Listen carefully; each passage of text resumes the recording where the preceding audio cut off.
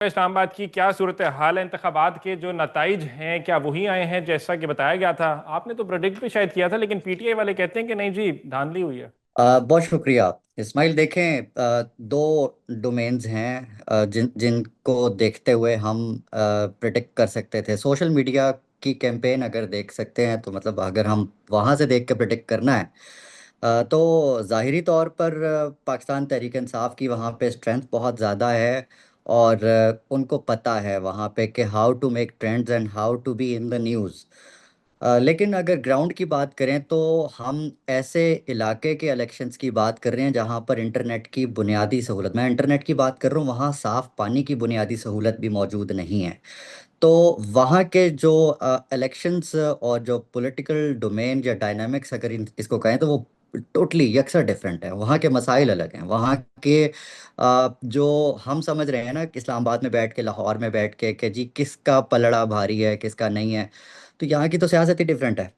वहाँ की सियासत जो है वो उसने आपको दिखा दिया है कि पीपल्स पार्टी जो है वो इस वक्त लीड कर रही है और बिल्कुल उस पोजीशन में आ चुकी है कि एक मखलूत हुकूमत, अभी भी मखलूत हुकूमत की बात कर रहा हूँ, क्योंकि मैं समझता हूँ कि पाकिस्तान, इंडिया या फिर किसी भी ऐसे मुल्क का जो मॉडल होता है वो हमेशा इस्टेब्लिशमेंट ब्यूरोक्रेसी हो या फौज की हो, डायरेक्ट हो या इनडायरेक्ट हो, वो हमेशा पावर ऑफ बैलेंस लेकर चलती है। पॉलिटिकल पार्टीज में किसी को भी इतना स्ट्रांग नहीं होने देती और किसी को वीक मतलब कर देते हैं। पीटीआई को जैसे आप देख रहे हैं कि कितना वीक कर चुके हैं और कितना वो हो चुकी है।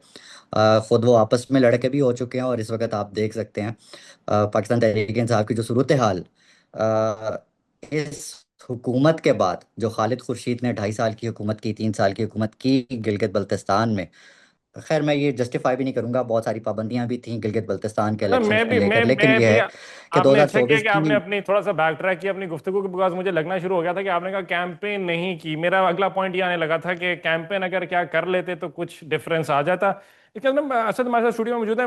वो कहते हैं कि जी बैलेंसिंग ऑफ पावर जो है वो इस्टेब्लिशमेंट जो है वो इंश्योर करवाती है मर्जी से। मुझे तो ये बात सुन के बड़ा अजीब सा लगा कि इस्टेब्लिशमेंट को किसने इख्तियार दिया कि उनके पास ये राइट कब से आना शुरू हो गया एक डेमोक्रेटिक सिस्टम के अंदर? Asad, what can you comment on this? सबसे पहले आपका बुलाने का बहुत शुक्रिया इसमाइल भाई। देखिए, पाकिस्तान कभी भी डेमोक्रेटिक स्टेट नहीं था। ना ही पाकिस्तान का कोई सियासतदान एस्पायर करता है to be a democratic state. सारे एस्पायर करते हैं पावर हासिल करने के लिए। उस पॉइंट ऑफ व्यू से अगर आप जीडी की एक बात एक करें। एक छोटी सी चीज मैं ऐड करना चाहूँ इस्माइल, अगर अगर आप मुझे अलाउ करें। आप चूंकि ज़रा थोड़ा हार्ड स्टैंस लेते हैं, जो एनालिसिस करने वाले प्रो होते हैं, कॉन्स्टिट्यूशनल इज चूंकि द मैं वर्ड। एनालिसिस करता प्रो हूं तो मैं प्रो उस तरह से। Constitutional, pro democratic is the word. Hard stance नहीं नहीं नहीं, कहते इसको, आई pro would say I constitutional would pro से डेमोक्रेटिक आई कहते वुड हैं। से I would say A hybrid system, जो कि ख्वाजा आसिफ भी तस्लीम कर चुके हैं, राना सना भी तस्लीम कर चुके हैं, और ये पूरे का पूरा सिस्टम भी तस्लीम कर चुका है, जिसे हम नवाज शरीफ जरदारी जैसे फेसेस कहते हैं। तो इसमें हमें एनालाइज करना है। आप कह रहे हैं कि फलाने को किसने राइट दिया और फलाने को किसने राइट नहीं दिया, ये आप कह सकते हैं, लेकिन मैं समझता हूँ ये वो स्पेस है जो कि मैं दुरानी साहब, पॉलिटिशियंस मैं नहीं देते कह हैं। रहा, आइन कह रहा है। हु एम आई? आइन यार कह रहा आइन आइन को भी है। तो समझना है ना, उसकी आप अपने तरीके से तो नहीं ना, अपने बेडरूम में बैठ के तो नहीं ना आप तो खुदा का कॉन्स्टिट्यूशन खौफ की खाए, तशरीह कर बेडरूम सकते के अंदर का आइन हैं। कोई नहीं पढ़ता। मुझे आप बताएं आर्टिकल 1 क्या कहता है, आर्टिकल 2 क्या कहता है, आर्टिकल 3 क्या कहता है, इस्माइल आर्टिकल कासिम 28 तक थोड़ा सा, जाएं क्या कहते हैं? थोड़ा धीरज रखिए, थोड़ा आर्टिकल 3 धीरज इज रखिए, एलिमिनेशन ऑफ एक्सप्लॉयटेशन। क्या थोड़ा आपकी सा रियासत धीरज में रखिए। एक्सप्लॉयटेशन नहीं हो रही? क्या आपकी मैं एक्सप्लॉयटेशन मैं नहीं हो ये रही? मैं यहाँ किसी चीज को डिफेंड नहीं कर रहा हूँ, मैं आप कर सिर्फ रहे हैं कह रहा डिफेंड। हूँ मुझे आपसे बहुत कि जो आजादी की खुशबू आ रही है, क्योंकि आप आजाद मीडिया में बैठे हैं, तो इसलिए मैं आपकी मजबूरी समझ सकता हूँ। चीज लेकिन दोस्त जैसे ऐसे ना ना है, करें। इस्माइल कासिम, जो चीज जैसे है हम उसको एनालाइज कर सकते हैं ना, हम उस चीज को चेंज तो नहीं कर सकते। तो ये एक एनालिटिकल, मैं उस तरीके से समझाना चाह रहा हूँ, बट आप शायद समझने के मूड में नहीं है। मैं फिर खुदा का खौफ खाए, मैं समझने के मूड में हूं। आप बात गलत कर रहे हैं, इज माई पॉइंट। आइन और कानून की बालादस्ती की एटलीस्ट ख्वाहिश करना तो मेरा ख्याल है हमारा हक है ना। होना ना होना अलग बात है, आप उसको जस्टिफाई कर रहे हैं। आर्टिकल यार 28 तक ठीक जाए तो है, मेरे लेकिन बेसिक तारीख ह्यूमन तो, राइट्स की ग्रेव वायलेशन है। मेरे बेसिक ह्यूमन राइट्स की ग्रेव मैं वायलेशन है जब आप तो इसको इसका जवाब दे, मैं तो नहीं खामोश। हूं ना। इस्माइल आप कासिम, उसको इसका डिफेंड तो जवाब ना ना करें। जवाब दे, मैं तो मैं नहीं हूं, डिफेंड मैं मैं डिफेंड नहीं मैंने कर तो रहा हूँ। स्टूडियो में बैठ के असद भाई से जवाब लेना चाहा।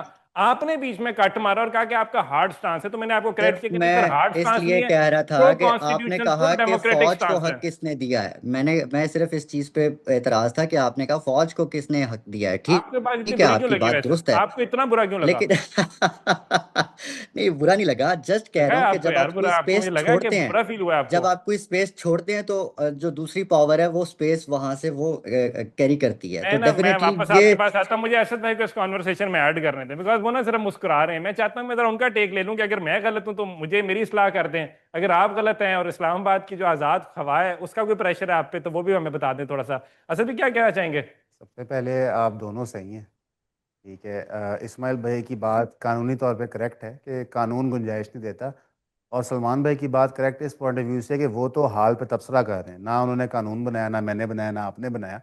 और शायद आइडियल वर्ल्ड में वो भी यही चाहते हो कि ऐसा ना हो, लेकिन जी क्योंकि आपने उनसे सवाल पूछा था जीबी के इलेक्शन का, तो उन्होंने कहा मौजूदा सूरत हाल देखते हुए, इस्टेब्लिशमेंट की इंटरफेरेंस देखते हुए समझ यही आता है कि इलेक्शन के रिजल्ट्स जो हैं वो शायद पीपल्स पार्टी और नून लीग के फेवर में आए।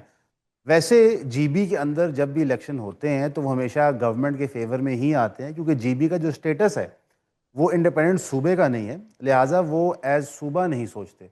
वो सोचते हैं कि हम किस तरह फेडरेशन के साथ अपना रिलेशनशिप तगड़ा कर सकें, फेडरल गवर्नमेंट के साथ तगड़ा कर सकें, ताकि हमने जो भी मनसूबाबंदी या काम करवाने हैं वो हो सके।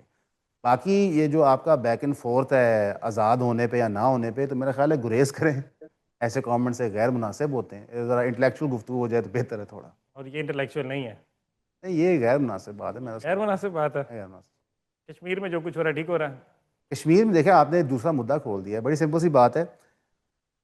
आज़ाद जम्मू एंड कश्मीर के अंदर जो सिचुएशन सूरत हाल बनी हुई है, ये ओवरनाइट नहीं बनी। तकरीबन 2.5 साल से एक कमेटी फॉर्म हुई जिसके पीछे लाखों लोग हैं आज़ाद कश्मीर के, जो एक मुतालबात सामने रख रहे हैं। 38 मुतालबात हैं। रियासत और उनकी आपस में मुज़ाकरात होती है, डॉक्यूमेंट्स पे सिग्नेचर्स होते हैं, और तकरीबन 35 या 36 ऐसे मुज़ाकरात हैं जो गवर्नमेंट मानती है। लेकिन जो क्रिटिकल मुज़ाकरात के पॉइंट था कि जो ये 12 नशिस्तें हैं रिजर्व सीट की, ये ख़त्म की जाएँ। अब हमारे यहाँ क्योंकि कोई डेमोक्रेटिक रूम नहीं है, सलमान भाई ने सही कहा कि ख्वाजा साहब ने कह दिया कि हाइब्रिड निज़ाम है, लेकिन हाइब्रिड निज़ाम की डेफिनेशन में आज तक नहीं पता चली। क्यों? क्योंकि क्या हाइब्रिड निज़ाम एहतजाज अलाउ करता है? क्या हाइब्रिड निज़ाम असम्बली के बाहर एहतजाज अलाउ करता है? क्या हाइब्रिड निज़ाम हड़ताल अलाउ करता है? क्योंकि डेमोक्रेसी के अंदर तो चीज़ें अलाउड होती हैं। अब हाइब्रिड में क्या अलाउड है या नहीं है ये हमें नहीं पता, लेकिन अगर हम 2.5 साल देखेंगे तो हाइब्रिड में तो सांस लेना नहीं अलाउड। अगर आप सांस लेंगे थोड़ा इनकरेक्टली तो प्रॉब्लम हो सकता है, और ये एक जमात के साथ नहीं है, ये किसी के साथ भी हो सकता है। मिसाल के तौर पे आप चाहे कलदम तंजीम टीएलपी हो, आप चाहे पीटीआई हो, आप चाहे डीवाईसी हो, आप चाहे पीटीएम हो। अच्छा, हमारे यहाँ एक और प्रॉब्लम भी होता है, process of declaration of anti state exist नहीं करता। फॉर एग्जांपल, अगर ट्विटर पे कोई लिख देता है सरकारी अकाउंट कि आप एंटी स्टेट हैं या इधर एंटी स्टेट एलिमेंट है, उसके बाद हम देखते हैं 24 घंटे के अंदर एक पूरी तंजीम को कलअदम करार दे दिया जाता है। अब हमारे मुल्क अच्छा। में इतने।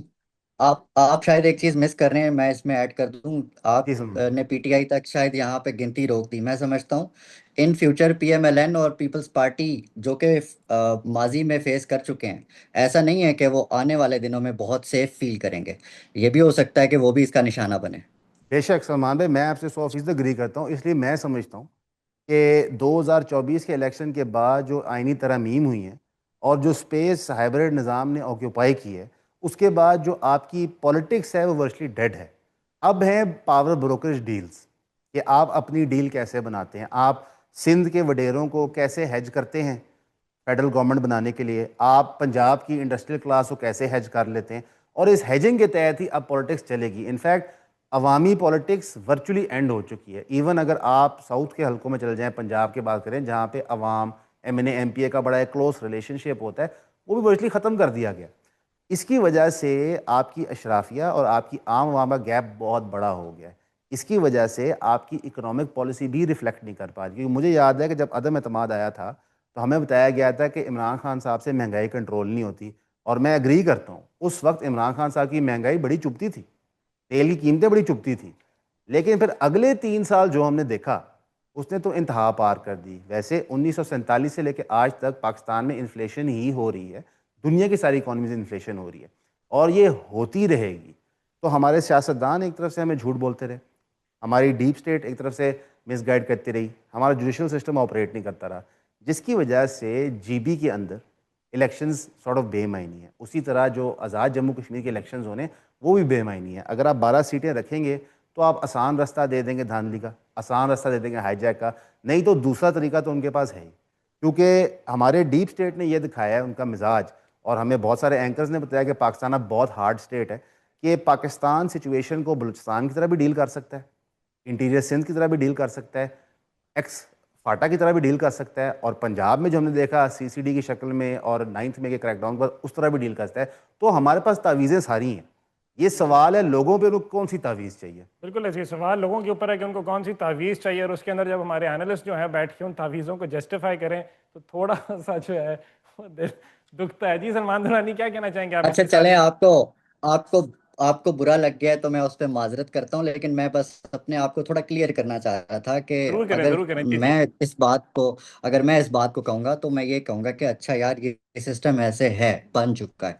अब हमने तो नहीं बनाया, we are not the part of it. जो हैं, जो इसका सिस्टम का हिस्सा रहे, जिन्होंने पावर विदड्रॉ की अपनी, जिनको मैं साबिक वज़ीर आज़म जो कि इस वक्त अडयाला जेल में मौजूद हैं, उन्होंने they were Imran the Khan part of the साहब, सिस्टम ना, इमरान उन्होंने खान जनरल साहब बाजवा को साबिक अपनी वजीर पावर्स, आजम, नाम तो लें, शो कैंडिड बानी रहने दें यार। बानी तहरीक इंसाफ, बानी चलें तहरीक बानी तहरीक इंतसार, इंसाफ कर लें, इंतशार, इस इमरान तरह की खान गुफ्तगू कर लें, जो इमरान भी खान करना साहब है, के जैसे यार। भी आप करना है। मेरे शो पे आए हैं, दो लेकिन दो दिन चले, 4 दिन आप चले, लेकिन कैंडिड रहेंगे।